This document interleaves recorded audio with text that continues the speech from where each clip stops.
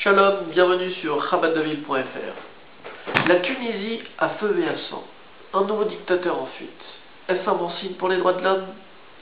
On a encore en mémoire le dramatique départ du Shah d'Iran dans des conditions similaires. Démocratie ou islamisme, totalitarisme ou droits de l'homme, la question brûle sous les feux de la rampe.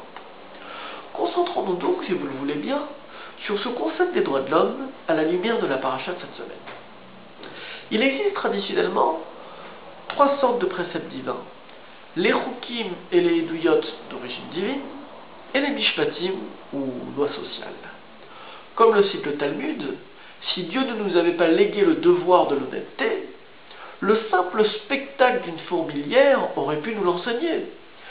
Et bon nombre de penseurs laïcs ont érigé en code de conduite l'interdit du vol, du meurtre, sans avoir ressenti le besoin de se référer à un absolu. Pourtant, ce sont justement ces lois sociales que le judaïsme nous demande d'intégrer au plus profond de notre être intérieur. Voici les mishpatim, les lois sociales que tu placeras devant eux, nous enseigne la paracha de cette semaine. Pourquoi précisément les lois sociales? Ces lois viennent en fait à la suite de la paracha des 10 commandements. Ceci, ça va manier les extrêmes. Les mystères les plus profonds de l'unité divine avec le fameux Anochi Hashem Elokecha, je suis le moi divin, pour aboutir avec un registre complètement différent dans les derniers commandements avec les tu ne tueras pas, tu ne voleras pas, tu ne convoiteras pas, etc. Quel rapport entre les concepts métaphysiques des premières paroles et la morale simpliste des derniers commandements? C'est que lorsqu'un juif accomplit les tu ne voleras pas, tu ne convoiteras pas, etc.,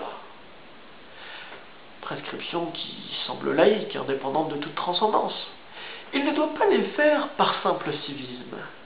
Il doit sentir vibrer dans chacune de ces lois les mystères les plus profonds de l'unité divine. C'est là la source, le fondement des droits de l'homme.